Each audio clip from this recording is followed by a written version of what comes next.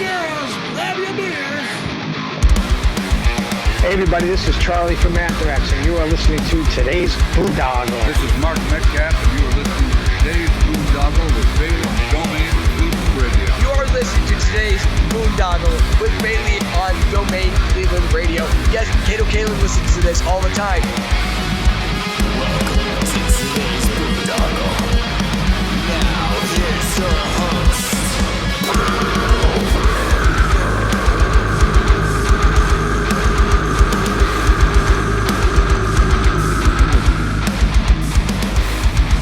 I am Monty Heath, so one Heath, and you are listening to today's Boondoggle. Hey, what's up? It's John from Skillet, and you are listening to today's Boondoggle on Domain Cleveland Radio. Fasten your seatbelts.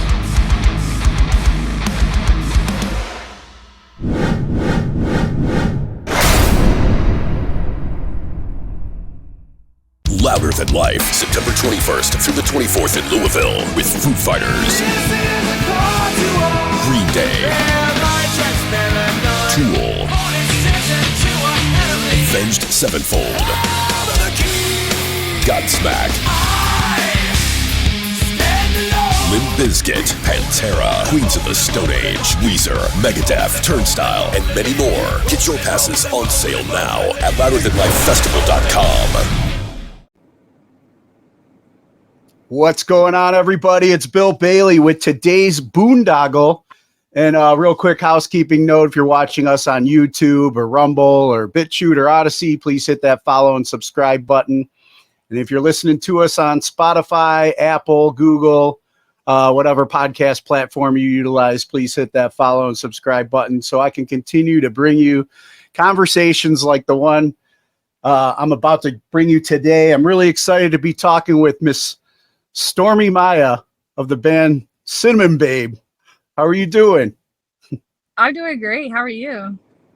Good. Yeah, we were talking about the both of us having a nice day outside. That's why you're in your car enjoying it right now, and I'm stuck in my basement. But definitely be getting out to enjoy some of that sunshine.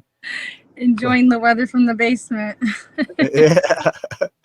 But usually when I have somebody on for the first time, I like to get a little background. So do you remember as a little girl what you originally wanted to be when you grew up? I mean, it probably changed a lot. I remember liking animals a lot. I wanted to be a vet at some point. And then I remember being a vet, like I said, working with animals in some capacity.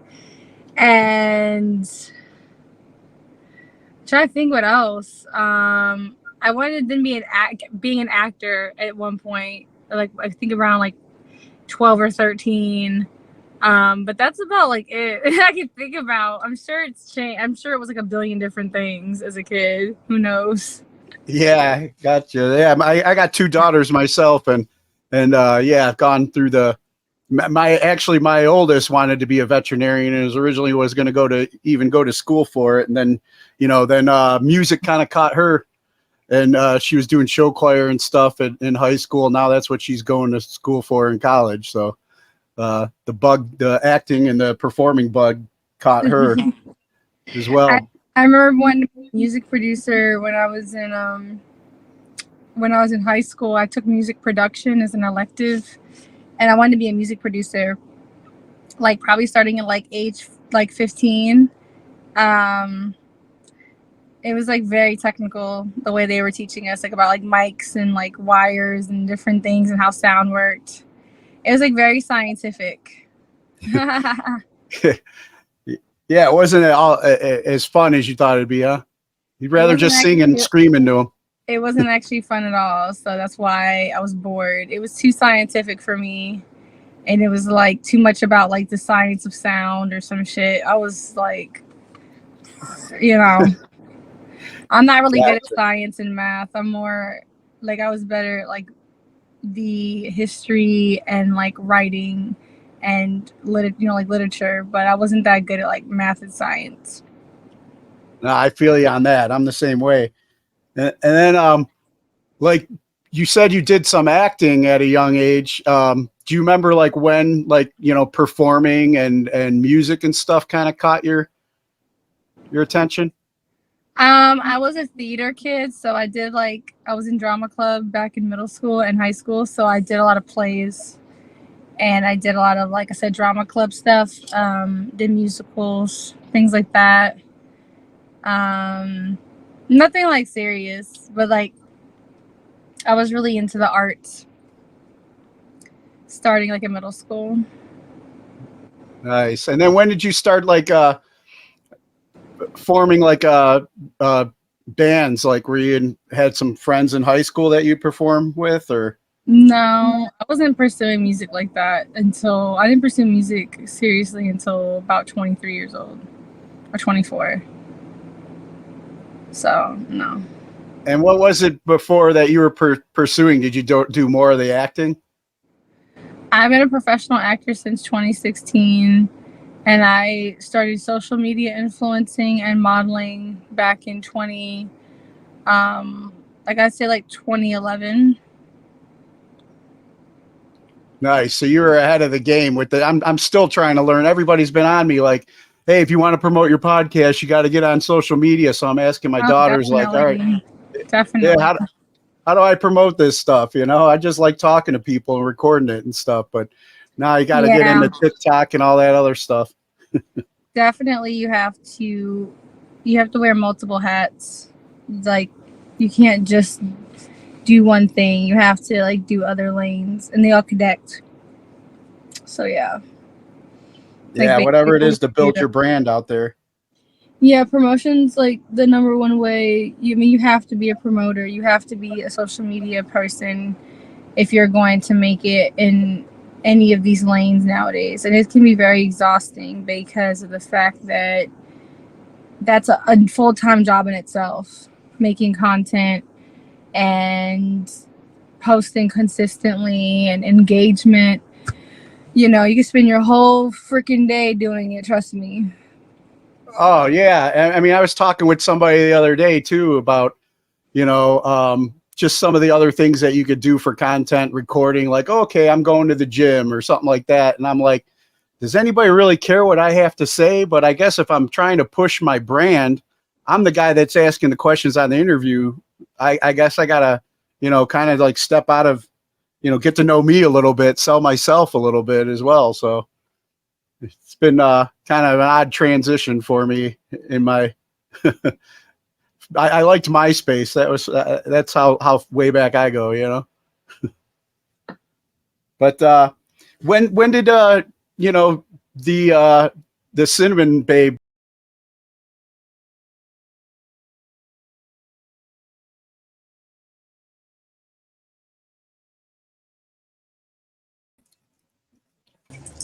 Yo, guess what happened? What happened?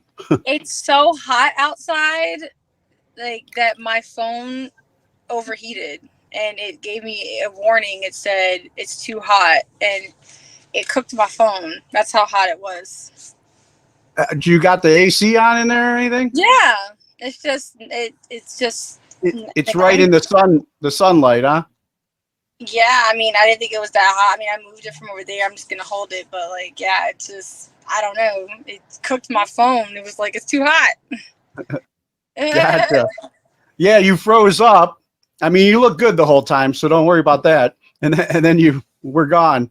It's because the phone, like I said, the phone overheated. So I guess it just was from, like I said, it's so hot outside. It's hot in the house too. It's hot everywhere. It's heat wave right now. I don't know what the weather is like in Ohio, but yeah, not that hot. Yeah, my car says 99 degrees. I guess like outside it feels, I guess it's 99 degrees according to my car, about like outside temperature. So yeah. Wow. Yeah. Are you good now? You think the phone will be good for a little bit so we can finish? Oh, yeah, I think so.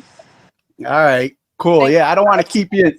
I'm glad you got the AC and everything. I don't want to keep you out in your car. I feel the car isn't hot. That's why I was confused. I think it's just, I don't know.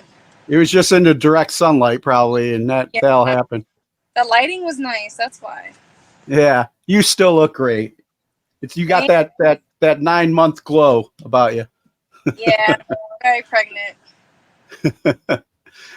But 9 months of pregnancy. yeah, almost there. This your first? One and done. Yeah. Well, There's congratulations on that. There's no first. It's one and done. Yeah. Congratulations on that. Like, I want to get into talking about Cinnamon Babe, like, and when that came together. Yeah. How did that come to be for you? Which portion of it? What portion? Just the band coming together originally. Well, technically, Cinnamon Babe is technically a solo. I'm technically a solo artist. Okay. But I have different musicians I work with. But nobody. When did you decide to start this project then and call it? And what inspired the name? I started Cinnamon Babe back in 2021, and I had messed around with like other genres before. Like I tried like hip hop out. Like I dabbled a little bit in like hip hop and pop, and kind of just played around with it for a little bit, like years ago. But like it wasn't really me. I wasn't really feeling it. It just wasn't. It just wasn't me. And then I decided just to go after what I really wanted to do, and I've been a metalhead and a rocker for like since like middle school. And I just was intimidated by being in the genre. Like, I just didn't think that I would, like, fit in it. And I also just was intimidated by the production and, like, the creation of it all. I kind of didn't really know where to start because there's so many more components. And, like, in hip-hop and stuff, like, people will just, like, send you a beat. Like, I'm a rapper or, you know, whatever. And then people just, like, will send you beats. And then, like, you usually just, like, go to the studio and, like, you know, you send it to the mixer as like a 2-track almost, you know, and it's just a completely different process than with rock music. It's just different. Like, it's a lot more expensive. It's a lot harder to find rock producers. And just like working with different musicians and stuff and finding different musicians, it's a lot harder. Doing live shows is a lot harder. Because you have to get like a performing band and like perform with a band. And like a lot of venues aren't even designed for rock music. Versus, like I said, with hip hop and stuff, you can just kind of have a backtrack. So it's like a completely different like process, and it's like a lot more complex in a lot of ways, and so it can be very intimidating. But I kind of just went for it, and I started just like writing and reaching out to a couple musicians, trying to put my stuff together. And Cinnamon Babe is really not like a deep name. It's just I had one of my followers on my Stormi Maya page like trying to flirt with me, and he called me Cinnamon Babe, trying to be like cheeky and cute. And this is before I was even making rock music, but like the name stuck with me because I thought it was like funny, and I thought it was just like kind of describe me a little bit because like I'm kind of cinnamony, I'm kind of spicy, you know. I'm a babe when I'm not 9 months pregnant. So I don't know. I just thought like, hey, I don't know. I thought it was catchy and like I liked the way it sounded. And a lot of people were like, when I first was like, I'm gonna name like, you know, my rock stuff Cinnamon Babe. A lot of people were just like laughing at the name a little bit because like it doesn't sound like scary and metal. But like I'm like that's not even me. Like I'm not even making scary music. I'm making like stuff that Cinnamon Babe describes. You know, like kind of like a spicy bitch. So yeah. Yeah, well, and well, shout out to the guy that was flirting with you. That was a good name. Came up with, but weirdo ass dude too. But well, you turned it into something positive, and Yeah. you know, it seems like you're also like, you know, it's been like a way of you to like amp yourself up, like almost like. Would you say it's your personality like turned up to 11 or? What do you mean, Cinnamon Babe? Yeah, when you're performing up there on stage. Oh, I mean, I feel like it's the suppressed version of me, you know? I feel like it's the innermost real part of me. I think we all get to a point where like we want to scream, want to yell. That's why I'm such a fan of like heavy rock and metal. It's just like hearing somebody else express what you've been building up in a way where it's like it sounds good to even listen to and you can relate to it. It's just like for me very refreshing, because a lot of times like you just like walk through life and you're frustrated from so many things. And I just love like the breakdown. You know, it's like a metal track, and like that breakdown comes, and it's just like, like, you know, that build up. It's just like, yeah, it's like a big release. And so that's my favorite part of performing too. And like when I listen to my own music, I just love that build up of just like, you know, because it's just like how I feel like most of us feel, but like most of us cannot just walk around screaming. So, you know, unless we're gonna go to a crazy house or something. So, But it's like therapy then, almost, you know, therapeutic. no, it's 100% therapeutic because of the fact that like it just feels like, you know, like good. It's an outlet. You can just like scream and yell and just feel like a big release. Like I said at the end of it, like that build up, like, you know, so it's everything that you really wouldn't want to fucking say. And that's, like I said, my favorite part about it. It's just like you're ready to fucking just break everything, but like in real life you can't. So in the music, a lot of times it helps express that, so you don't have to walk around and actually break someone's face in real life. You can just do Yeah. it in your car, and that is great. Yeah. Yeah. You know, you'd be like, fuck everything, and then go back to work and not be arrested. Yeah. And then like, so for you, like what is some of the how's the writing kind of been, and like what's some of the stuff that you've been like working on trying to get out that has been things that you were looking for a healthier way to express yourself? Like a lot of things that like I'm getting out the way.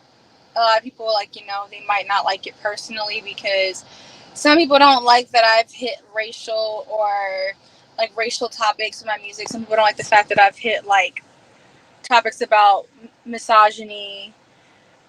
Those tend to be the kind of topics that people don't like that I express, which make them the most important to express because it shows how hard it is to speak about certain things. And you know what I mean? Like, I don't have like a billion songs on those topics, but I like having an outlet to speak about things that might bother me. As a Black woman, there are a lot of things that I have to go through or have had to go through. And there are not many places where I feel like we have a voice in general. And so it feels great to kind of have an outlet to express that. And I don't mean like, you know, posting it on Twitter and shit, because the problem is when you just like post a caption or post a comment, you know, just instantly just gets attacked. It's really like it's not really like expressive. You know, and with the music, I could just put it out there and then not care what anyone says. I could just like make a song, express everything in that song, and then just be like, whatever, you know. Like now you can have opinions about it, but it's already fucking out there, you know, in the universe. And then the powerful part about it is you're always going to find so many people who relate to it or who are empowered by it. And then that's really what matters. And like with Rock and Roll is Black, obviously I had massive backlash from that song. And even the song with Otep the Man, been a lot of backlash with. But the great thing about it is you're going to have so many people that feel the exact same way. And you're doing it for those people. Because those people maybe have an outlet to express that, or maybe they don't have a platform, or maybe they don't have the courage. And so you empower them and you make them feel heard and you make them feel listened to.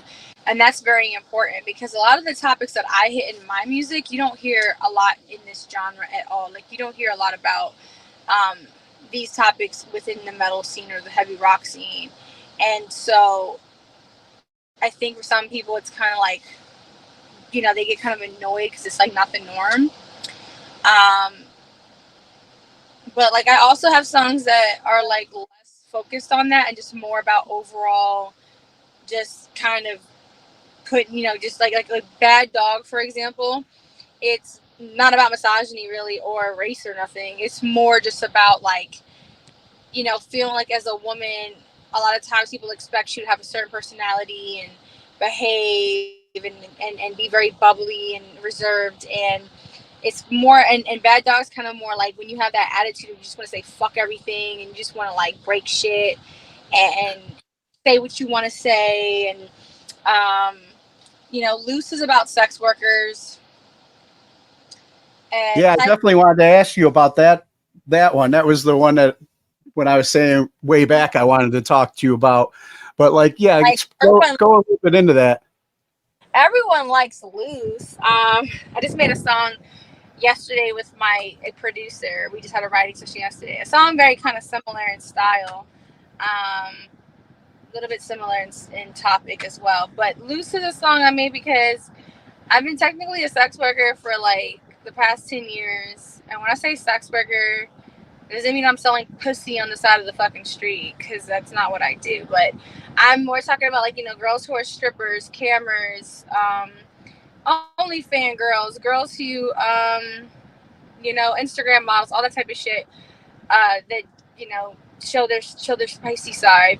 And also included for full service girls are included in that as well, of course.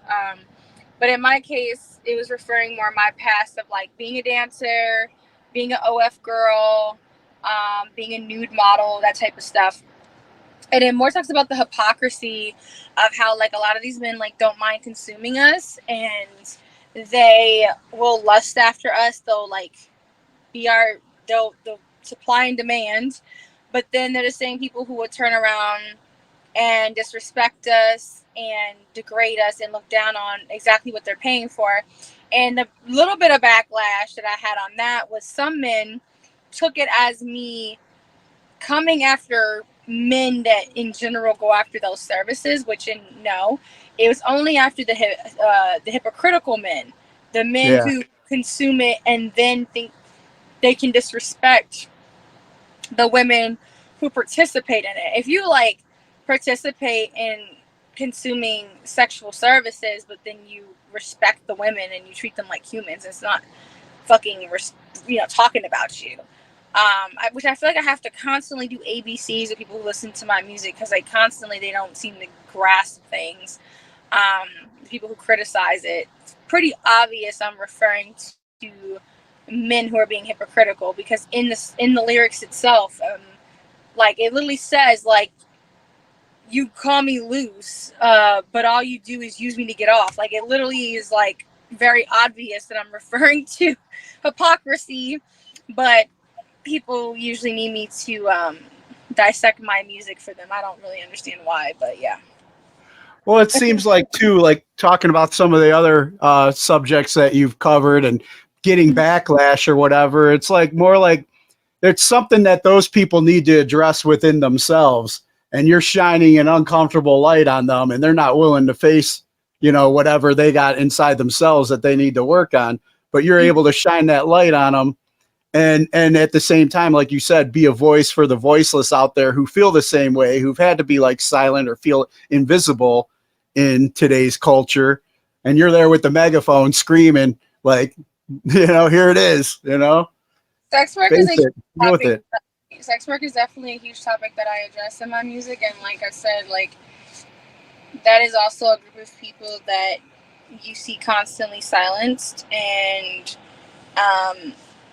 it's like I said, like it's the people that you wouldn't think to amplify that I represent.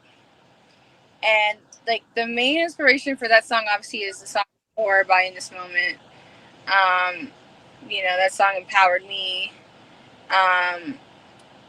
But yeah, like I said, it's just like about trying to make people fucking expand their brains. And I like the fact that my music causes conversation. Like at first I remember I used to be like bothered that every time I made some music it seemed to have like these really big discourses around it. But then I realized it's actually a good thing, because it means I'm making thought-provoking music that's like hitting topics that need to be talked about. Like with Rock and Roll is Black, I noticed that the majority of conversation was just about people not actually knowing the history of things, and like never and like being brainwashed about who belongs in that avenue. and they started like some really big discussions, but I noticed that like it was a discussion that needed to be had.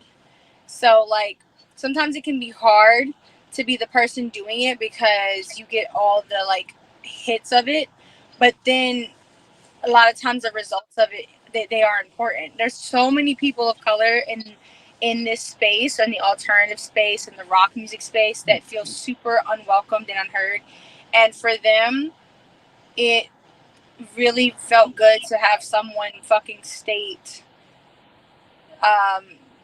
state that fact, because it just made them feel like finally someone saying it.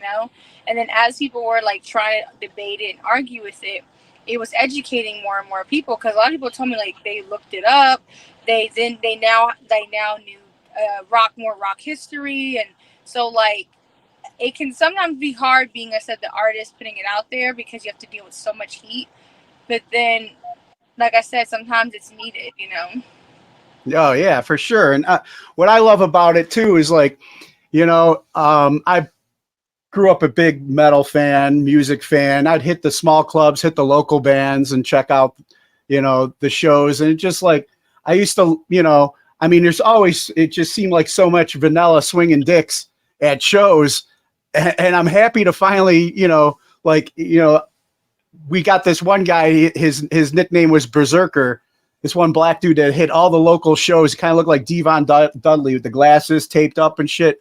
One of the coolest guys ever. And it was awesome to like the metal community here. We just welcomed everybody. We wanted to see more of that. And then we see more women getting involved and hitting the pits. Like I won't even get in the pit with some of these women, I'm much older now too. I'm stuck on the statement of Vanilla's swinging dicks. I'm sorry. That's like the craziest statement I've ever heard in my life.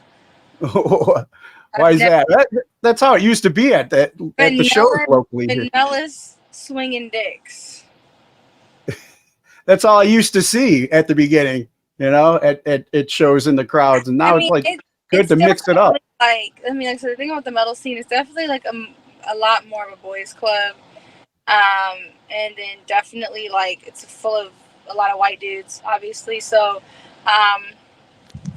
it's unfortunate because a lot of black people and just people of color in general, like if you talk to a lot of them about their experience, a lot of them avoid shows because they said they didn't feel welcome. They've had an unwelcoming experience, or they just felt like they just felt like people didn't want them there, or they had to hear some actual racist or unwelcoming commentary. So it still has a lot of work in order to get it more diverse, but it's definitely going to get better. I feel like with more people like myself, and then just with time, I think it'll get a lot better. Yeah, I feel like it's already kind of, like I said, I'm 50 years old now, and I'm talking about when I'd be going to shows when I talk about when I was going to shows like back, in my early 20s and stuff like that, and then I've seen progress over time, us mixing it up, and it like going to, and I was in the military, and it just like, I'm not used to like all the division and all the stuff that we're kind of like, we get hit with in the world, I guess, or in the civilian world, or maybe with media especially, but where it's like, we didn't see like race and color, gender, all that stuff. Everybody kind of just comes together. We're fans of metal. We're fans of music, or we're in the military. We're there to do a job. We're there for service and stuff like that, So I agree. Like back in the day, I definitely saw a lot of that. And now I've seen it changing over the years. And I think definitely you're going to be a huge proponent to help continue that change, Oh my God, you're putting that's some big shoes you're putting on me, but well, you mentioned in this moment and stuff, and how she's inspired you, and I'm just like, I see you guys, I thought it was great that you and OTEP worked together and did a song, but I definitely want to see you and Maria, put something together down the line. Badass is my producer who put together the OTEP collab. She's actually putting together a collab with me and Kitty come in the future. and Kitty's already expressed they're open to working with me and stuff. So I try to work with all the badass bitches. That's kind of my goal. Kind of like take shit over. But like, yeah, I mean, the thing about it is diversity and representation are very important, because unfortunately most people will not go into spaces where they don't see themselves. Now, I don't think like that. Like, for me, I like what the fuck I like, but it's just how it is with most people, because like a majority of people who follow me that are Black or people of color, like most of them on my page, they comment that they've never given the genre a chance because they just saw a bunch of like white dudes in it, and they had like a lot of times people just feel like, oh well, if I don't see someone that looks like me, or if I don't see something that represents me, a lot of times it like makes people uncomfortable or unsafe, or it makes them feel like it wouldn't be for them. And so I like the fact that like I am opening up some people to giving it a chance, not just my music but just the genre in general, and kind of changing the image of metal and rock of just being long-haired white dudes and showing what else it can look like. And I think that still needs to happen more in this genre, and like in all heavy and alternative music. I think it just needs to have more representation in it, just because like I said, it actually brings more people in. You know, you don't see a lot of like queer artists in heavy metal or rock either. You see some, but not a ton. And it's like it brings more people into the scene, because then they're like, okay, I'm gonna be welcomed here. Because especially for Black folks and for people of color, their main fear is like being in all white spaces can be dangerous for us. It's not even just about, oh, I want to be represented. It's about, historically and still to this day, a lot of times all white spaces can be dangerous for us or unwelcoming. So I can understand why they might be pushed away if they don't see a lot of people that look like them. It's not like crazy. Same with like, especially, you know. Yeah, especially like, you know, you're at a metal show, you're an outsider coming in, and you see a bunch of angry white dudes in a mosh pit beating the crap out of each other. You know, it could be pretty intimidating. I remember though, and you know, I was a big hardcore music fan and like punk shows and stuff like that. And I've seen over the years it police itself though too, like, because there was a big skinhead movement at one point where I could see, you know, how uncomfortable people and a lot of us other people were just like, you know, this is ignorant. We took care of it. We got in the pit and we handled it. And then you quit seeing the skinhead. Let's just say the skinheads didn't show up as much anymore because they were shown that they weren't welcome there, and that mentality was no longer welcome here locally in Cleveland. I witnessed that, you know, growing up in the scene. I've heard of that too. I heard something about like different color bootstraps or shoestrings or something. Yeah, the red suspenders and stuff. You know, this is actually not that long ago. So the thing about it is like I said, it's going to still hold some fear for a lot of people, because even with metal, there's a lot of skinheads in metal, and there's still a lot of bands, still a lot of like racist ass bands out there. They're not mainstream, but you do have some bands that still have like some racist imagery. Like they might have some Nazi type imagery or Confederate flag imagery, or you still see people with like some like anti, like, you know, other people messages. And it can, like I said, I can understand why it can be scary. I know the extreme racism that I have faced online for just being in metal, and then the racism I faced with Rock and Roll is Black. So I got death threats for that song. I had tons of racists who attacked me for that song. I got called the N-word up and down for weeks after I dropped that song. And tons of people told me, like, you do not belong here. Get out of our music. Stick to hip hop. Stick to this. So, like, there are a shit ton of racists and, like, shit ton of fucking people who don't want to see people of diversity within the scene. I don't think they're the majority.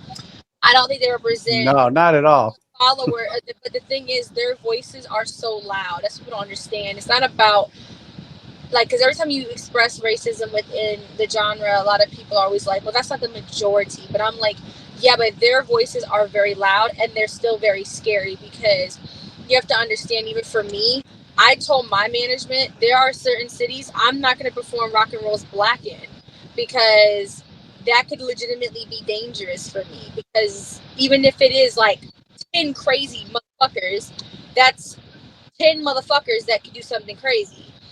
So it's not, you don't need to have like a billion people be like that. Those people's voices, unfortunately, can be very loud. And like I said, I can understand why some people might have pushback with the genre, but I like the fact that people like me are coming in and we're showing people the diversity of it, and getting them to give it a chance. Yeah. I hope you come to Cleveland someday and perform, because I got your back. I'm not. Listen, I'm not scared. I'm good. But I'm definitely down to go anywhere and everywhere. That's my plan. I want to start doing more shows. The only thing that holds me back is I don't have a booking agent yet or a tour manager or nothing like that yet. I've been looking for one to kind of put that together for me. So once I have that. Yeah, and you're kind of 9 months pregnant right now too, so gotta take care of that as well. I was performing up until last fucking month. I don't know what you're talking about. I've been doing live shows my whole pregnancy. I was in Australia while pregnant. I was in Texas performing while pregnant. Oh, no shit. I was gonna say, because that video is fairly new with you and OTEP, and I wouldn't have known you were pregnant in that video. I was pregnant in that. I was pregnant in Bad Dogs music video. I've been hustling my whole pregnancy. That don't mean shit to me. It's just that now I'm obviously about to give birth in 2 or 3 weeks, so it's a little bit different at the very, very end. I physically can't do it, but after the baby's here, like I said, heal up for a little bit, but jumping right the fuck back out there. Right now I'm just more about actually making music. The main thing to stop me from doing a tour is I just need more material. And before this EP, I only had 3 or 4 releases. I'm not going to tour with releases. Right now, I'm more trying to build up my internet presence, and I'm more trying to build up my actual discography more than anything. I need to have a good amount of songs. A lot of people who tour, they have 10, 15, 20 songs. A lot of these bands, they have a lot of music. So I'm literally only been in it for 2 years, and since the end of 2021. And like I said, with this EP, all together, I'll have about 10 releases, and then I have about 2 or 3 singles I have ready to go right after the EP. But right now, I'm building up my discography more than anything, just so I have things to perform, and also I actually have a fan base to go see me, and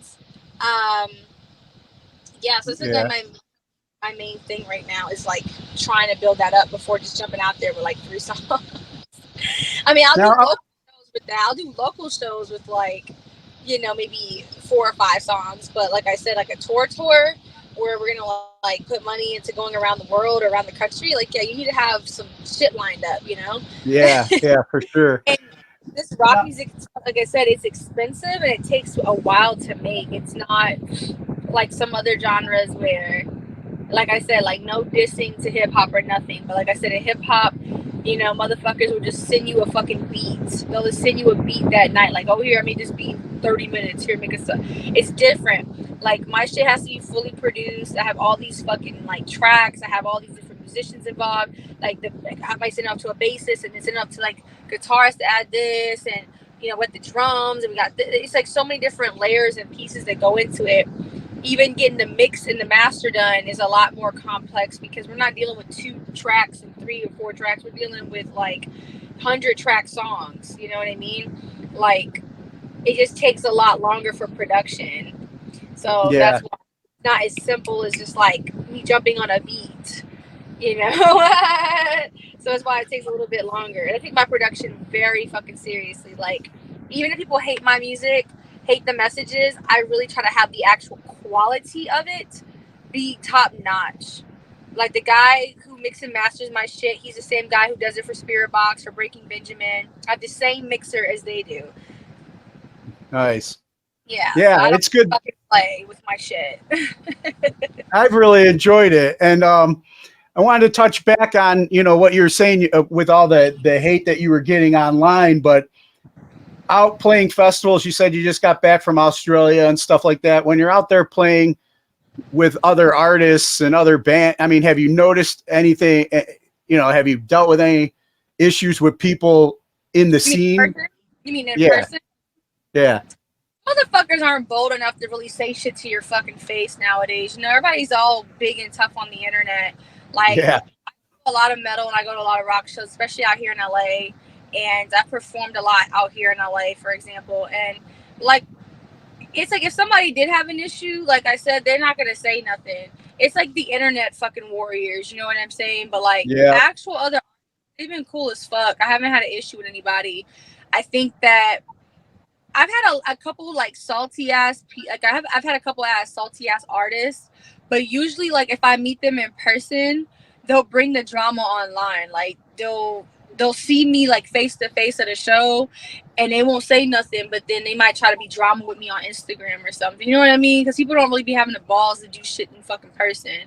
Because I've had a lot of artists like talk shit about me, or a lot of artists like I had like this one black girl who's in a band that I had worked with. We did a show together, and she was smiling and keying in my face, but she was like going around saying how she felt like I made black women look weak because I complain about racism too much or something. And so she had an issue with that. And then I had went to one event, and I got confronted by another black artist as well, who had like the same complaint. Like they didn't like the fact that I was commenting back a lot about haters. They didn't like the fact that like I would respond to haters, and the fact that I would share my responses. Because like when I deal with like racism or misogyny or just bullshit just for simply being an artist, yeah, I'll talk about it online. People always like, well, why do you respond to haters? Why do you respond to why do you post up the negativity? You have the positivity. The reason why I put up the hate and I put up the bullshit is not because I'm over here boo-hooing and crying about these motherfuckers not liking me, because I could care less. It's because when you are, like I said, number one, when you are black, a person of color, a woman, whatever, and you come into this scene and you tell the scene that, hey, there are still some people in the scene that are racist. There are some people in the scene who still feel like people don't belong because they don't look a certain way. You get fucking gaslit like a motherfucker. Like, people really try to look you in your face and tell you that there's absolutely no racism. There's absolutely no pushback if you look different. There's absolutely no misogyny.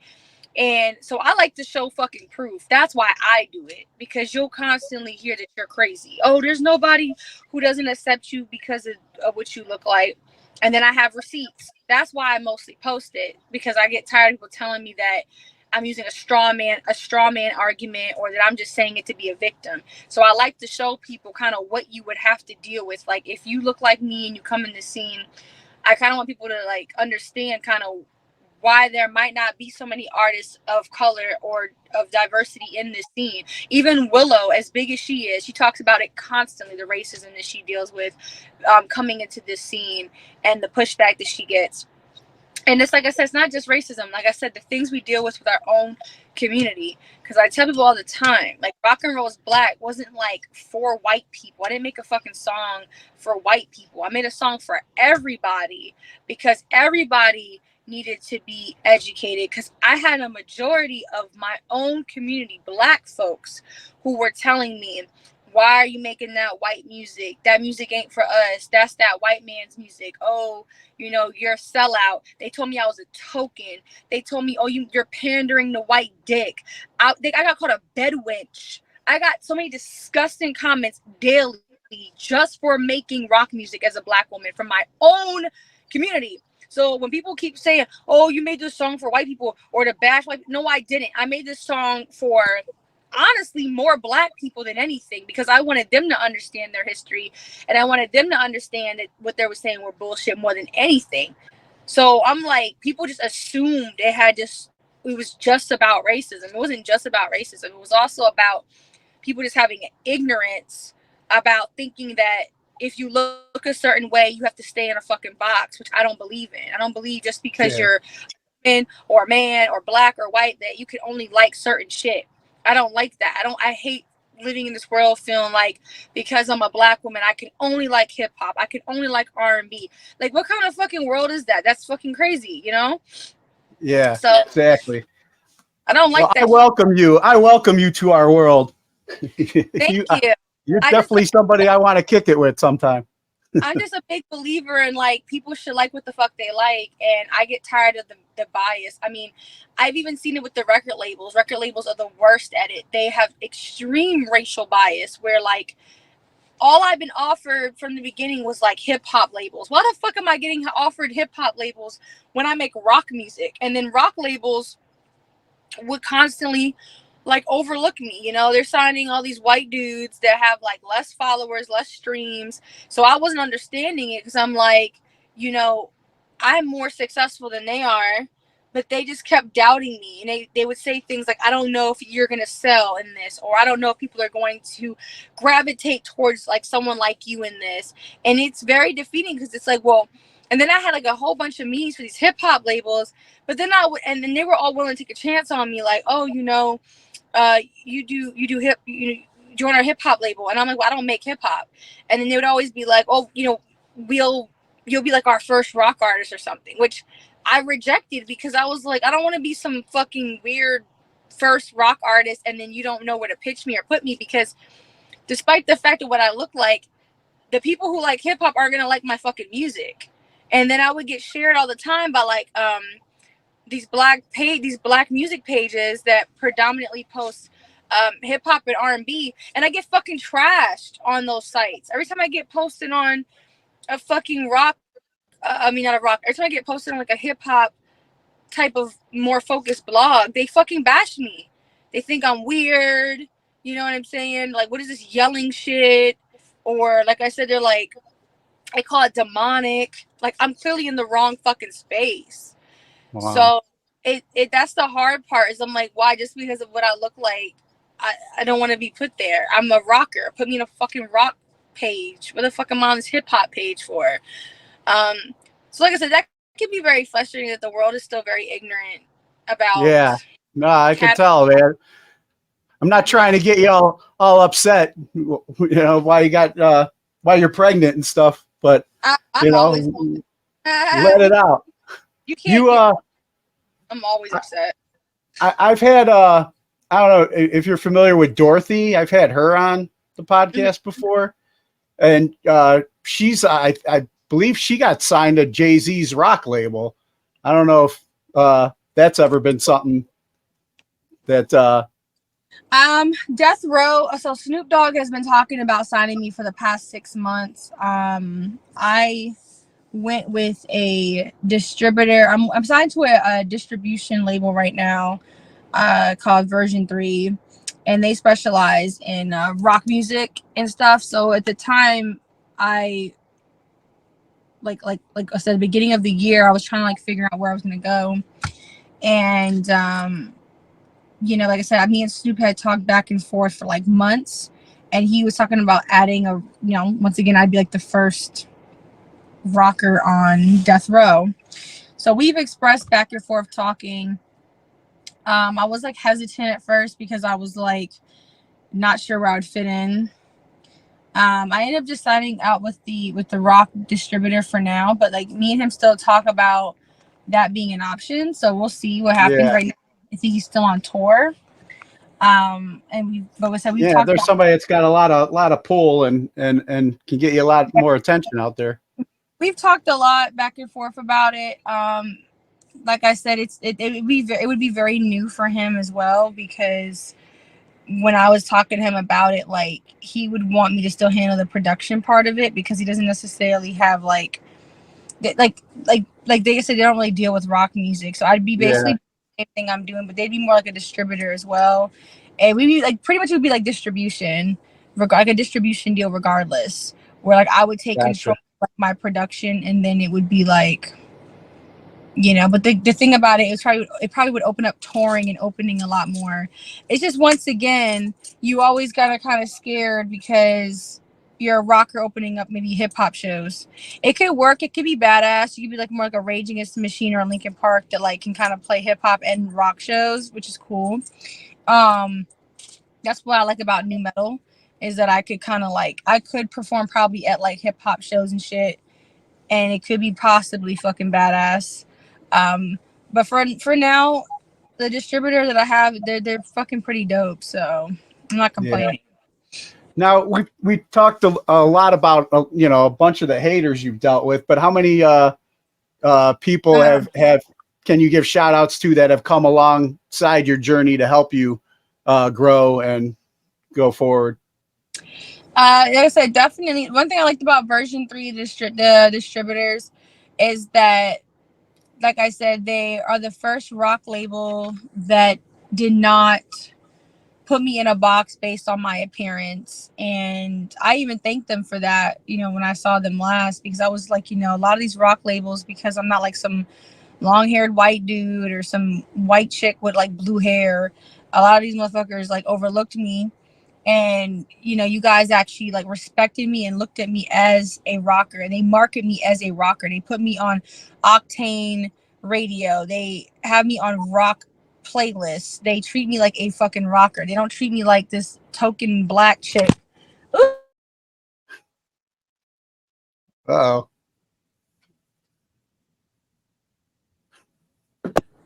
I don't know if that's a word. It's fine. I think I gave you guys a crotch shot. I'm scared. Did I give you a crotch shot? Oops. I don't think so. It went dark, so I didn't see anything. Oh, that still could have been my crotch. Well, just edit it out. I mean, my crotch is on the internet anyway. It's not like it'd be shocking. That's the good thing about having your crotch already out there. There's really nothing else. No one can blackmail you for it. Awesome. It'll be a first for my show, so awesome. I mean, yeah, but it's a little bit like, it's super pregnancy juicy right now, and it's really hairy. So I don't know. I mean, that's not unusual either for me, but still, I don't know. I had an ex try to like blackmail me once about like putting out private nudes, and I was like, that doesn't really do anything for me, because that's kind of like all I do.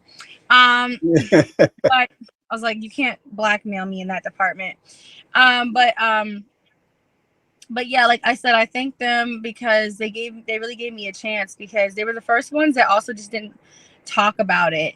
Like, you have no idea how many fucking phone calls I had from white labels or execs or A&Rs where like they made me extremely uncomfortable, where they would open up the conversation about my race, where they'd be like, oh, I think it's so cool to have someone like you in this, and they just made me very uncomfortable, because it was just like always like they always made it like the fucking topic. And it was just like, bro, like it's just you're just making this fucking weird. So like I like that from them. And then my producer SJ, like, she's awesome. She really pushed my quality and my production to new heights, because before her I was just kind of like trying to figure it out, and she really, her expertise, the way she puts things together, and she's my writing partner. And one thing I like about working with like a woman producer as well is that she really understands my messages, and she really relates to them, and she doesn't try to drown them out. She doesn't try to water them down. Because I've had like producers and shit come to me and literally tell me like to tone it down, or they tell me to like try to make my stuff less like pigeonholed. Like, oh, you're isolating people because they might not relate to it. I'm like, if they don't fucking relate to it, they don't fucking relate to it. The fuck, I'm not gonna sit here and like try to make shit that everybody relates to. Because people will tell me like, make music for everybody. I'm like, it is. I mean, technically it is for everybody. You have to relate to everything you fucking listen to. You can't just like something that's different. Because I listen to a shit ton of songs about overcoming drug addiction and shit. I don't do fucking drugs, but I can appreciate the art of it, or I can I can maybe connect to it in a different way. But I'm like, y'all connect to every fucking form of art you listen to. Like I thought art was about expanding your brain. So maybe you don't know the feeling of being a black woman in America, or maybe you don't know what it feels like to be a queer person, or maybe you don't know what it feels like to be to have a mental illness. But this gives you insight that you maybe didn't have. So it's not always about relating. Like maybe this is something that opens your mind to it. You know what I mean? That's how I look at it. But Yeah, exactly. More like it's not always about relating, but educating along the way. exactly.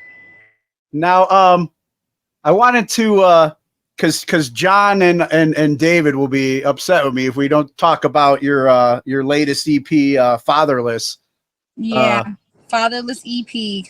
And before you ask, it's because I'm up to fatherless activities. Yeah. Oh yeah. Yeah, I'm an unwed, pregnant, single mother, and I'm out here showing my tits. I'm pretty fatherless, don't you think? I guess I didn't know the background all that much, but I mean, I like to be cheeky. I like to take shit that people think is insulting, and I like to flip it. So, like, yeah. like a lot of people, they say, like, women like me, we show our bodies, and like I said, we're out here just giving away unwed vagina. A lot of times. That sounds like the next EP name, Unwed Vagina. I like that one. Sounds like a dope song title, right? Don't steal it. Unwed vaginas. Yeah. All right. You heard it here first, folks. Unwed vaginas. But it's kind of catchy. I want to start like a Facebook group or something. I know. Make a t-shirt. I'll buy it. Unwed vaginas. I'll make you one that says I love unwed vaginas. Yeah. But basically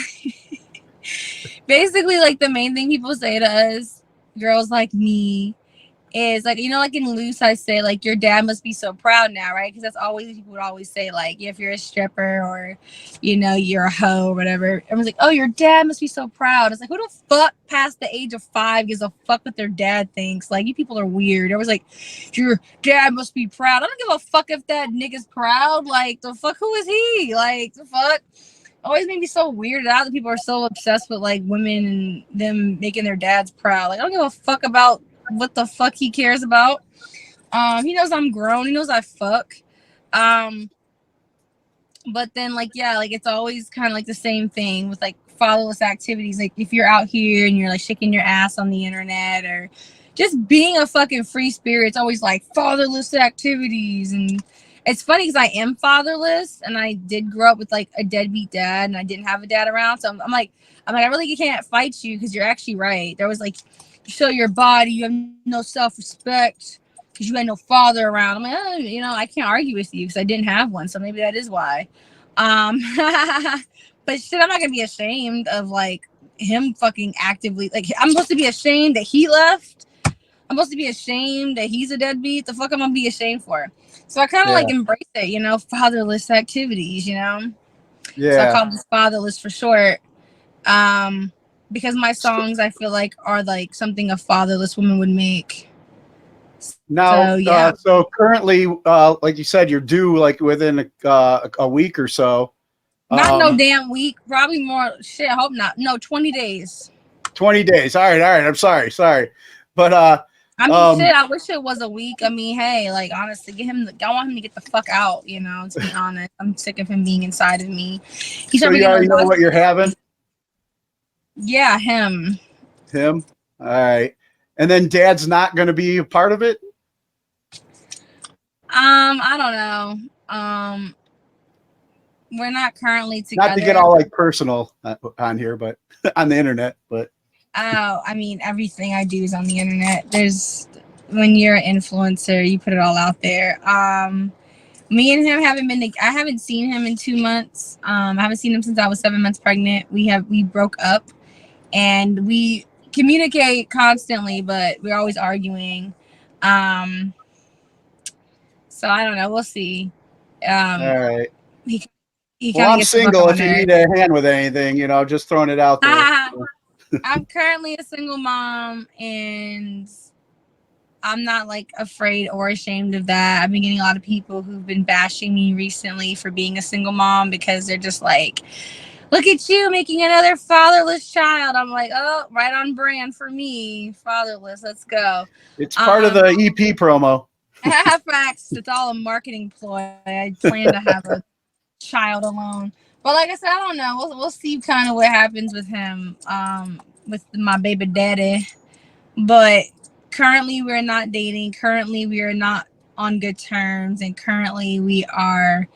I'm not really sure how co-parenting would work because we're 2,000 miles away. So, Wow. yeah, he's in Detroit. So Okay, he's not too far from me. he's right there, and I'm in LA. So I don't really Yeah. see how co-parenting would work. And like I said, we're not currently dating. I mean, he wants to. I mean, he just put out there like he wants to be my man, and as he says, and he says he wants to be involved, but actions speak louder than words. Gotcha. And so he got to fly out there and move everything out to LA then, huh? I mean, we were living together. He was living out here, and when I was 7 months pregnant, he like flew back to Michigan, and we broke up. And so, yeah, I mean, it's kind of like weird and complicated because one minute we're like, maybe we'll try to work it out, but the next minute it's like, but we don't get along and we argue. Yeah. And we don't. Well, yeah, you don't have to get into all that if you don't Oh want. no, I don't. Yeah, I don't plan on it. But I'm saying we just don't get along very well. So Gotcha. it's complicated. I don't know if you have kids. Oh yeah, I do. I got 2 daughters. I've been a girl dad most of my life. I wasn't a deadbeat. I actually stuck around and I had custody. So. You know? Oh shit. Yeah. Oh, I mean. And now they're both off to college and stuff, or of college age, and they actually, I mean, we just got it different. They do come to me for advice on things, and I do the best I can. I don't know if you've ever gone through that cycle of where like people around you try to push you to make things work because of it. Oh yeah, we did that very early on with their mom for a number of years, and I had my own shit I had to work through. I take responsibility for my, I'm 14 years sober now, so I wasn't always the best either, but I put in a lot of work on myself and made what I had to, tried to do the best I could for my daughters, and they like me now. They like hanging out with me and going to concerts and stuff, and you seem like a nice guy. You seem like a nice guy. I am. We should stay in touch. Facts. No, because I'll just say that that's kind of like what you think you're supposed to do, but like if you just don't get along, you just don't get along. Yeah. I try not to force it. I'm like, hey, listen, you don't get along, you don't get along. I can't make myself miserable for that.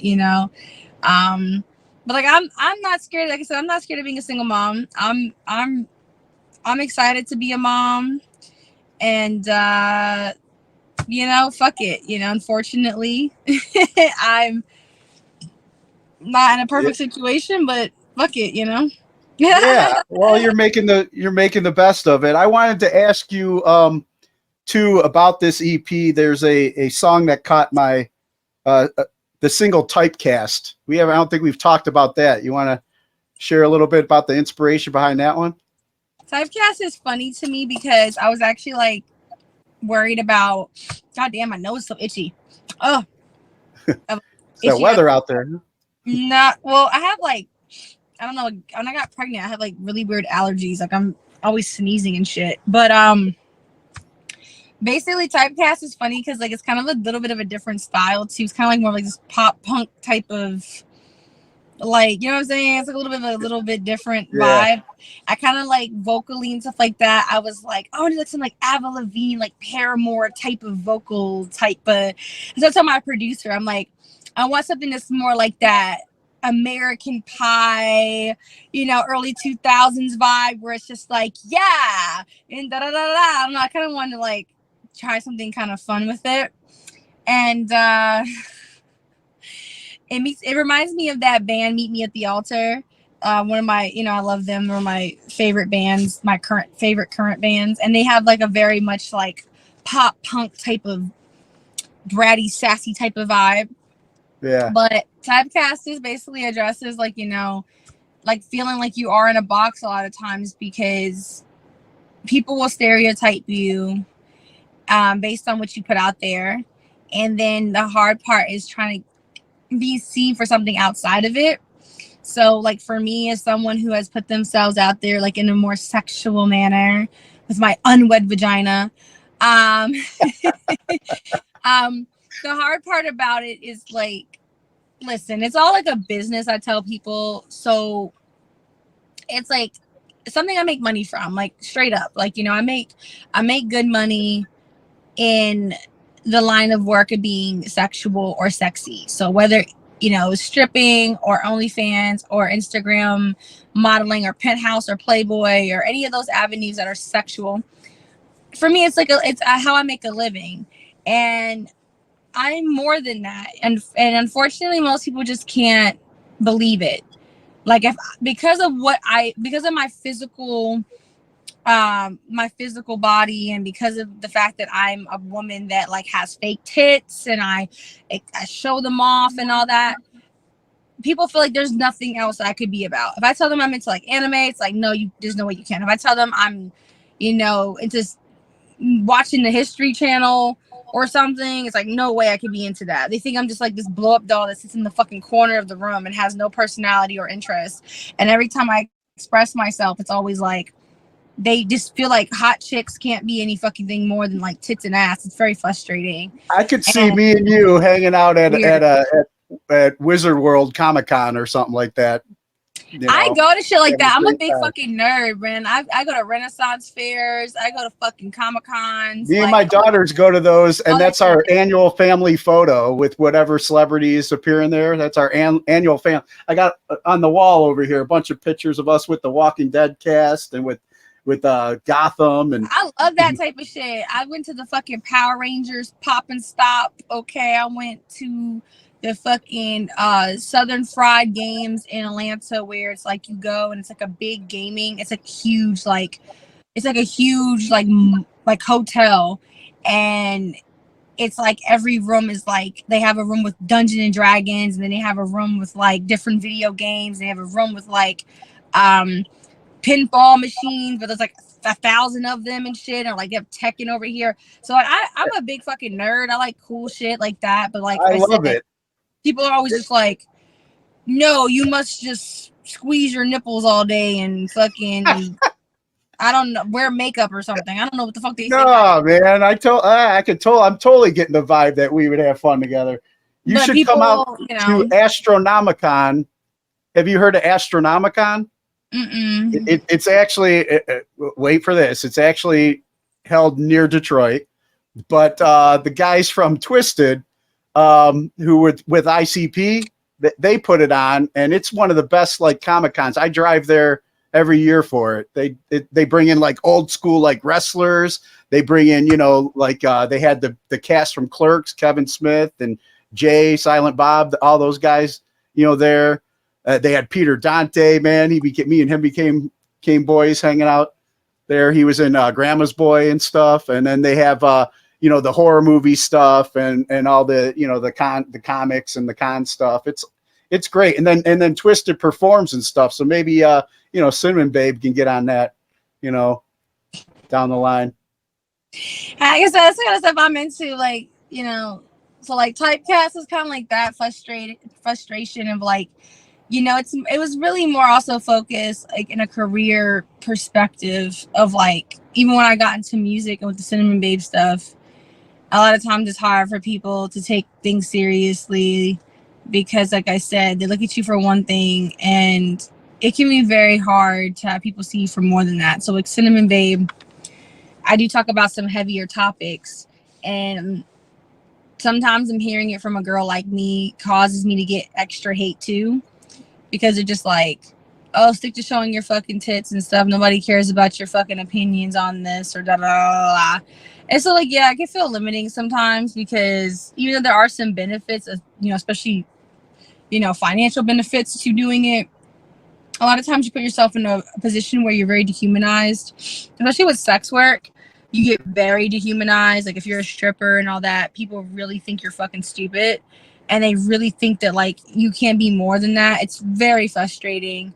And it's like this weird stereotype that women who go into that stuff is because they're stupid, they have no other options, or they don't want to use their brains. And like I said, it's a very dumbass stereotype, because when I was a stripper, I danced next to lawyers, I danced next to nurses, I danced next to girls who were paying off, fucking crazy degrees, and Yeah. so it's a weird assumption. Like, I dance next to teachers that make $30,000 a year, so they have to fucking strip secretly so they can fucking eat. Okay, so it's like it's just funny how people have these stupid fucking assumptions. And so typecast is kind of like a fun song about being depressed that people can't see you for more than what they stereotype you as.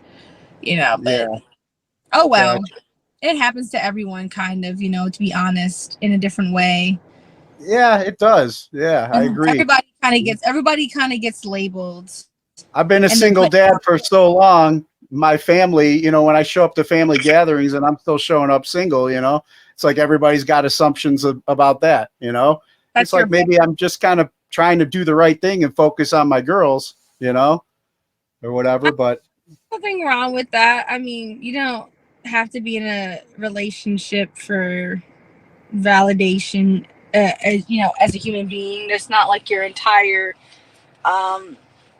existence isn't meant to be someone's partner. You have your own fucking mind and interest and shit. Like, for me right now, that's my thing. Like, I'm about to be a mom, and I'm not like about to just fucking jump on any fucking dude who comes through the door, because now I have to be careful who the fuck I'm gonna have around my son. I'm gonna have like a newborn, and I can't just have some fucking weirdo. So I have to make sure that like whoever I date is someone that's going to be a good influence on my son, but also I have to worry about, like I said, safety and people not being fucking weirdos. And I did that for the longest time for my daughters, because people would tell me too, it's like, they already went through that whole separation with you and their mom. If you keep bringing in different people they get attached to and that doesn't work out, you're like re-scarring them and stuff. So I stayed single, and now it's like they're both in college and they're like, Dad, you need to get out and start dating again. And I'm like, I'm kind of enjoying like going out to shows and not having to ask anybody's permission what time I can be out till and all that stuff, so yeah, it happens. The hardest thing about me is like, it's really hard for women like me for dating, because unfortunately, like, it takes a special kind of guy that is secure in himself to date someone like me, because I get like a lot of online attention and attention in real life. It's very difficult. I have to have somebody that's very, like I said, very secure with themselves. I'm also an actor. I'm a professional actor, and I do a lot of movies and a lot of shows where like I have to kiss other people for like scenes. I've done sex scenes as an actor. Like last year alone, I had to do like 5 or 6 sex scenes last year, because they were like love interests and stuff. I was leading a TV show last year, so my character had like multiple like boyfriends. I even had a girlfriend, and so like you have to be secure with that. And then I'm going to be around industry people. I'm going to do shows where I'm going to be next to people, and I have guys coming up to me and they'll be like, sign this, or, oh, let me take a picture with you. I've had that happen after shows. They come up to you and they're like, ooh, want to get a picture? And like they're going to be next to you and putting their arm on you or something. And then obviously on the internet, I got like damn near, 1 million followers on the internet that follow me for my physical. And all day, all you see is them commenting like, you're hot, I want to fuck you, you're so hot. They're on OnlyFans looking at my coochie hairs. They're on Twitter looking at my coochie hairs, because I'm looking at your unwed vagina. Looking at my unwed vagina. And so, like I said, we're gonna make that a hashtag after this episode. You just have to, you have to be comfortable with yourself, because, like I said, like I do also have high profile people who be trying to fuck. I don't have just average men trying to fuck. I got like A-list and B-list type of dudes that are inboxing me trying to fuck. So, like I said, you have to be a certain level of secure where you can't be worried about that shit. I work with a lot of men. I have male photographers who might see me in like skimpy outfits, and so for me, dating is also just kind of annoying because I feel like a lot of men hate me. They want so much fucking validation constantly, like that I'm into them and no one else, because they're like, oh well, you just were at this premiere and this guy is more, he has more money than me and he has hair, and I'm just like, bro, if I want to be with you, want to be with you. Like, if I wanted that, I would have been with that. You know what I'm saying? So, or like I said, the guys on the internet that be saying they want to like suck on my titties and shit. I'm like, bro, I'm not trying to date those guys though. They're just fucking fans or whatever the fuck you want to call them. And so, like I said, it can be hard. My last relationship, he's very jealous. Very, very jealous. And like, even with like my bandmates that I was working with, like the guys, no, like I hadn't done anything, nothing, but like just the guys in my band, he like was super jealous about me with them and stuff like that. So I'm just saying, like, it's hard. You can't really be jealous with me. I'm around too many guys, and yeah, so. Yeah, I mean, like I said, I'm 50. I don't worry about a lot of that anymore. I'm just happy I could still get a hard on without using a blue pill, That's oh my excitement. I would hope so. 50 doesn't seem like the age where that should be dead yet. Yeah, exactly. But I mean, it's just been with everything I've been through, it's just like, I try not to sweat the dumb stuff anymore, Just let it. It's been in their fucking 20s that had that problem. So. Oh shit! All right. Hey, well, we've been on like over an hour, and I know you're got to be getting tired of sitting out in that hot car. So I want to ask you a couple of the questions that I normally ask before we get ready and wrap up. My car is not hot, by the way. My car is very comfortable. You're very comfortable. You're good. All right. I'm just looking out for you. I mean, I'm just hungry. I'm gonna get I haven't eaten today yet, so I'm just hungry, tired. But yeah. Yeah, we'll get ready to wrap up then, and you can go get something to eat. Yeah, I'm hungry. But who are, like, you mentioned kind of like, in this moment being one of your bands, but are there who are your top 3 musical artists? I stole my vocal style from Zach De La Rocha. Nice. So, Rage Against the Machine's like one of my biggest inspirations for like vocal style, because I obviously don't have, I'm not like a deaf screamer or nothing like that. My screams are more like the way they scream. It's more like a punky type of like fuck you versus like a gutter scream. It's more like a it's more like you cussing somebody out, which I like. Linkin Park, definitely. And cause, I mean, obviously I'm gonna go mostly new metal here. I'm a new metal artist. My music is technically metal.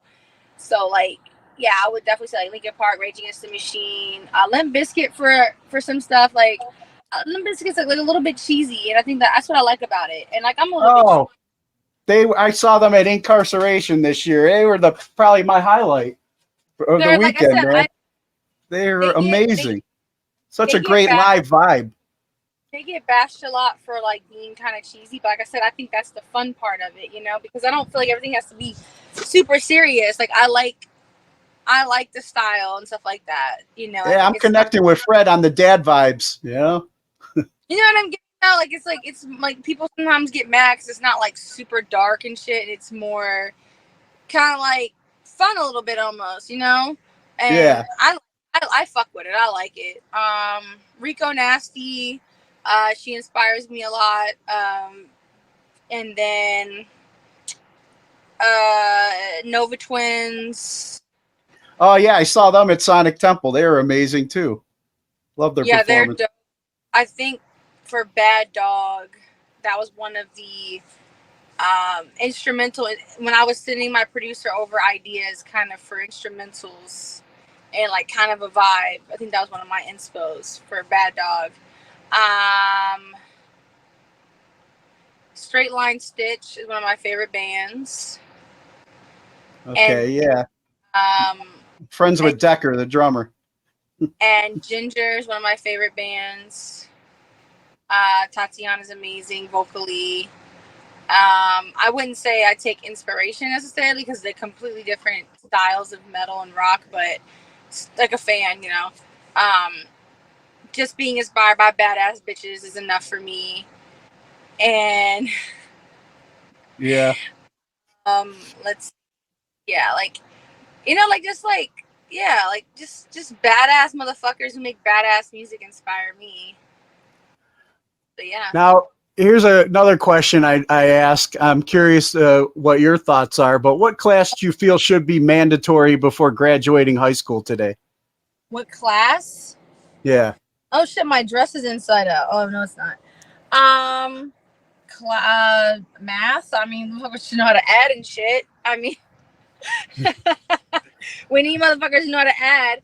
Honestly though, I mean, it doesn't exist, but I think one thing that I think financial literacy is something that we need to have more of, and I think that like that's the frustrating thing, is like as an adult, like now being like in my 20s and stuff.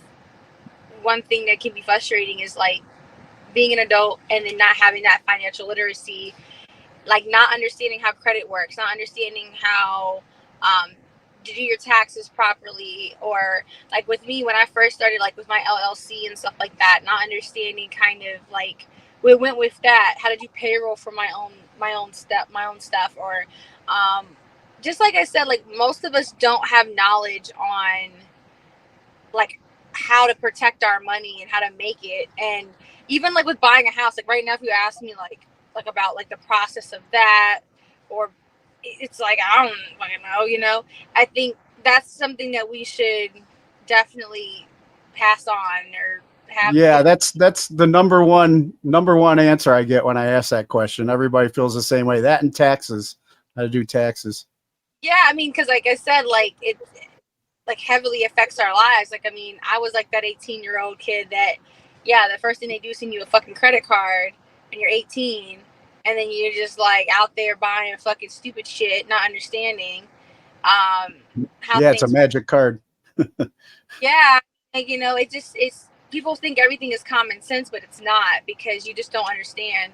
Like even with my car, I just bought my car outright, and then everyone wants to tell me like, you could have built your credit up, you could have did this by, you know, instead of buying your car straight out, because I just went and bought my car cash. People like now telling me like, oh, you should have bought your car like this, where you made payments and then it would have built your shit up, instead of like I just went there with a check and bought it outright. So it's like things like that you don't know. I'm like, I don't know. If I knew I could have built my credit up by paying off my car, I guess I would have done it like that. But instead I just paid for it. So it's just like things you just don't necessarily know about unless you come from a family with money that kind of passes that down. If you like most of us don't come from like families with money. Most of us come from like low or middle and low income. For me, I came from low, like, you know, low income. That's how the rich stay rich. They don't share them secrets, you know. Yeah, they pass it down to their kids, and then like it's like, you know, rich dad, poor dad. You know, it's about what, you know what I'm saying. That's the frustrating part. So as an adult now, I'm trying to learn these things so I can like pass them down to my son in the future, so he can be in a better position. Because, like I said, I'm like now learning about certain things and how to generate wealth and like keep it.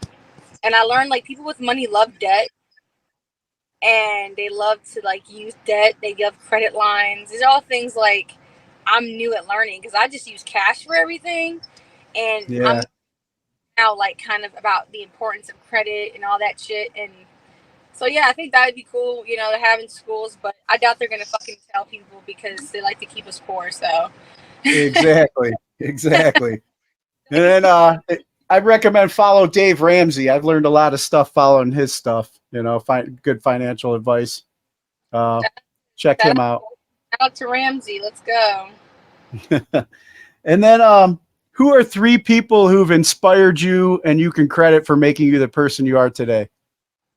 Motherfucking me. Zit, huh? Me. Me, myself, and I? Those are 3? Like, okay, the only person I'll credit is my grandma. Like, my grandma's dope as fuck. She's coming out here with me, like, next week. But my grandmother, like, raised me a lot. And then, like, I got my work ethic from her. Like, she's the kind of person where she, like, literally, like, she works, she busts her ass. Like, she's never been lazy. She had me working with her since 5 years old, like, cleaning buildings and shit. My grandma right now is 89 years old on chemo, and she's still working. Wow. And you got motherfuckers out here. And first of all, I financially support my grandmother, so she just does that because she wants to. I send her fucking money every month and everything, but she still insists on making extra money or do whatever, fuck, you know. But you see motherfuckers out here 50 years old and shit who, like, just gave up, like, oh, my back hurts and stuff.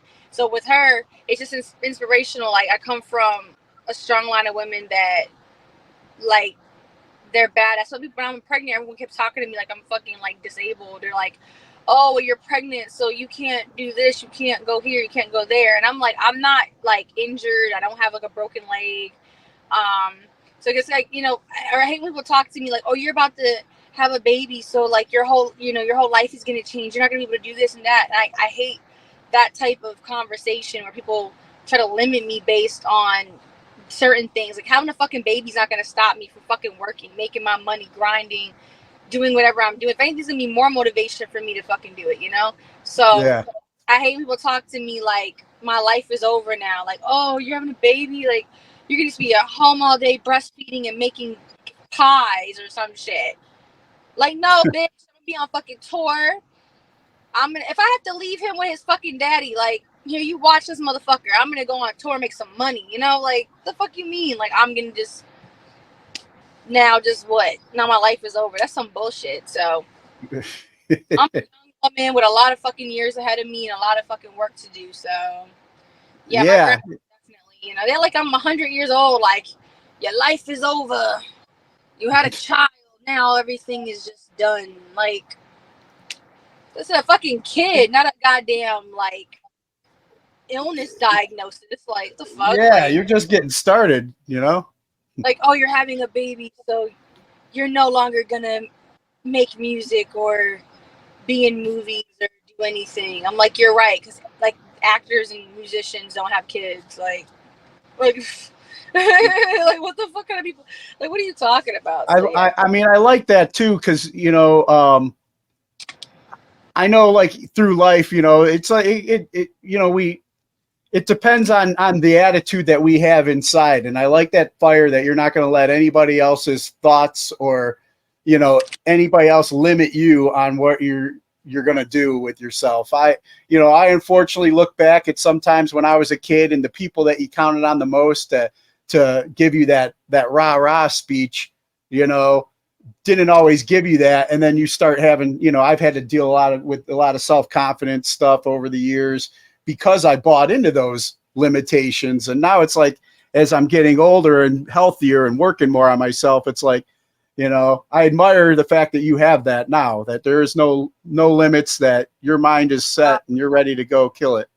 Fucking on no limitations for what? I've already been through things that most people couldn't fucking survive and couldn't deal with. And I got through them, like, doing everything I fucking do. Having a baby is probably, like, the least fucking intimidating thing I've ever fucking been through. Like I've been through shit. I've been through more shit in my life than most people have, I would confidently say.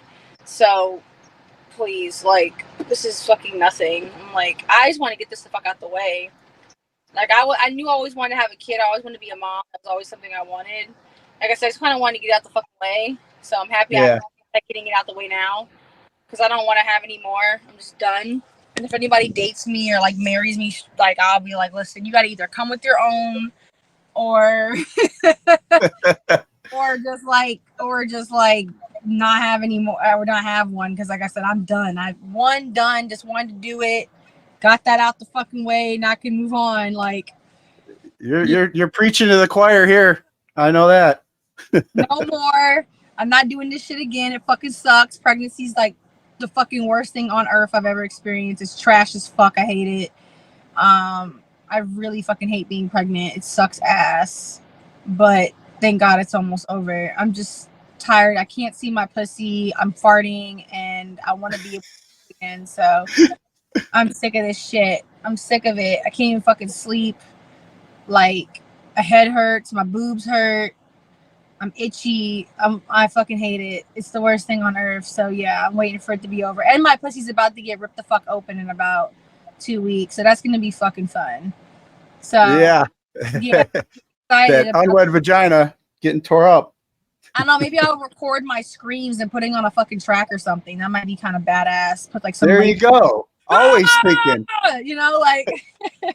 Always thinking. There you go. Not even, I love it. It might be like a fire ass fucking breakdown, like real life labor pains. Like only Cinnamon Babe would do something so metal that she's. But then you'll have your haters online. Oh, birth's such a private, and you know it gives people. Yeah, give your people more to talk about. So I definitely think you should take the microphone in there with you. They can suck my woman dick and fuck off. You give a fuck what they want at this point. Like, kiss my ass. Like, they're gonna listen though, right? Hell yeah, we will. So, but anyway. And then I wanted to ask you, like, are there any causes or organizations out there that you support and encourage others to check out?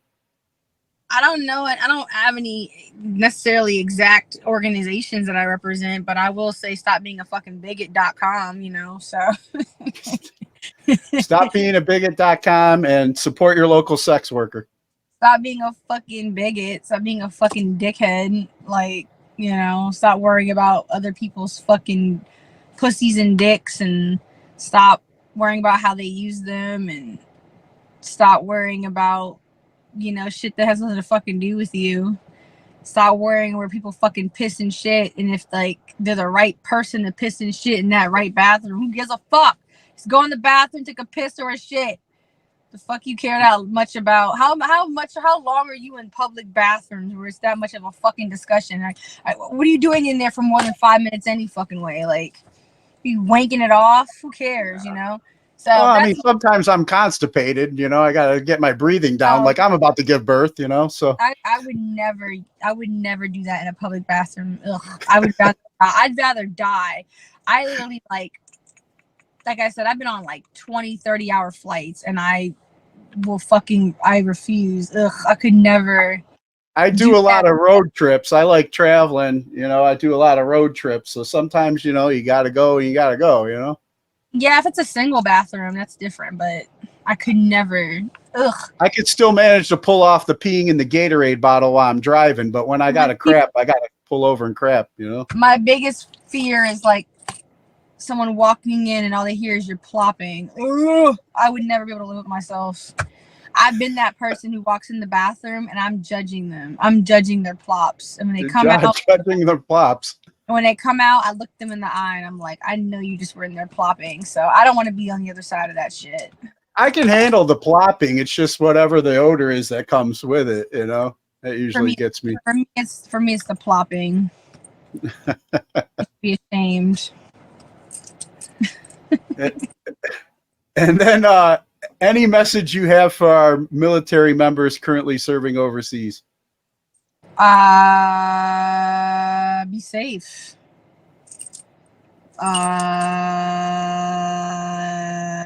You're better than me because I couldn't do it. And they do their plopping in some really rough places because I've been in some of those rough places and get comfortable plopping. That's kind of like, you know, you guys build a bomb. You know, that's like your homie taking a plop. It's not like it's a random. True. Like your homie, like, hey, buddy, you know. I've been like a cat before where I had to dig a hole, you know, and then bury it. My mom and dad met in the Army. That's where they met. I come from a military family. You know, my mom got pregnant and left. And she met my dad. He was like her officer or whatever. And they did it after like knowing each other for like a couple weeks or some shit, and they got married like 2 months later. You know, military. One of those meant to last, right? Yeah, it lasted like fucking a year or some shit, maybe 2 years. Yeah, I've seen many of those during my time, man. Definitely. Well, you know how it is in the military. People fall in love quick. Oh yeah, of course. When we think we could be dead any other day, Yeah, I don't blame them. You know, they were young and did their thing, but And we're trying to get off base housing, and all that. So. you know, yeah, they were in there for a long time. You know what I'm saying? So, yep. But hey, Gotcha. but no, I couldn't do it. I can't. I was in the young. I was actually, that was one of my I thought I was gonna be a military person. That was like that was my career direction from age 12. I was going to join the military. I got into the Young Marines at age 11. I was put into the Young Marines, and I started Marine training. Because in the Young Marines, they basically give you like the same basic training, and you learn everything that you do in the Marines, and you have your books, and you have to learn everything. And we have like extreme physical extreme physical training, everything. And you're supposed to stay in there. Like, you enroll at like age, I think youngest is like 8 or something, but then people stay in it until they turn 18, and then they go into the military. And so I trained with the Young Marines for years, and then I went into, I think it was like when I got into middle school, I went to a recruit office, and I started training with like the recruits. Like, I obviously was too young, but I started training with them every day, and I was legit like I was gonna go to the Marines as a career. So like I trained with the Marines for like years until I hit high school, and that's what I was gonna do for a career, because I was gonna join the Marines. Nice. Like I said, I trained for like years. I was super physically fit. Like, I knew everything. Like we said, we had our books, we had like tests. We used to go to the actual fucking, what do you call it, the training sites, whatever the fuck, I don't remember, it's so fucking long ago. But we would like go and like do the obstacle courses, everything I said they would put them through for training, we had to do. And it was pretty badass. Yeah. My dad was a World War II Marine. He was in the invasion of Okinawa. So originally that was what I was going to do. And then unfortunately I got in some trouble with drinking and stuff. And the Navy was like, well, we'll take you. And my recruiter promised me a bunch of pussy in every port. So, I signed up right away. Yeah, I was going to do the military thing. But like I said, that wasn't me. Once I like left high school, that was no longer my mindset. But that was my mindset for a long time. That's what I was going to go into. But I became more of like a rebellious titty monster instead. So it all worked out. It is working out. I probably bring the world more joy doing that anyway. So I agree. Make love, not war. I mean, I make war, but in a different way. Yeah. Now I just do it with my voice and piss off a bunch of incels online. So that's even more fun. Well, hey, I don't know if you checked there's a private chat thing on there. I sent you some information, but before we get ready and wrap up here, I was wondering if you could do me, well, first of all, if there's any of our listeners out there are new to hearing about Cinnamon Babe and about you and want to know more, or want to join the hate crowd and start messaging you or whatever, where would you send them? Damn, not no more hate crowds. Cinnamon Babe on all platforms. Luckily, no one else has really used it. So Cinnamon Babe Music on Instagram. Same on TikTok. Well, TikTok is Cinnamon Babe, but same thing. And if you look up Cinnamon Babe anywhere, like I said, Spotify, Apple Music, YouTube, Cinnamon Babe comes up. Stormi Maya comes up too, but like that's not music related. If you go to Stormi Maya, you'll find different stuff. So yeah, like Cinnamon Babe everywhere. And like the EP is Fatherless, drops August 25th. You can pre-save it now or just fucking go get it when it comes out.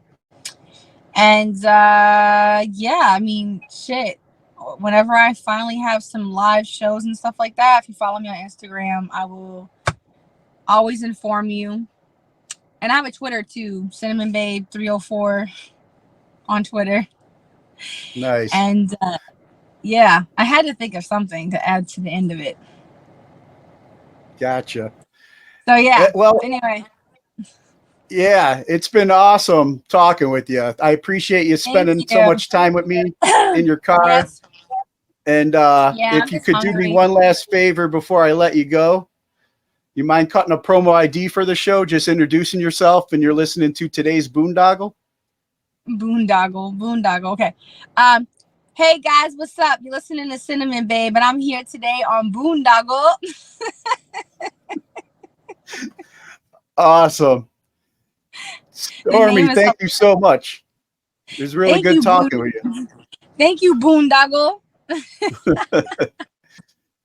I'm new. It's like my first day ever on the Steam Labs thing. I'm not used to this. I'm used to Zoom, so I'm so confused. On StreamYard? Yeah.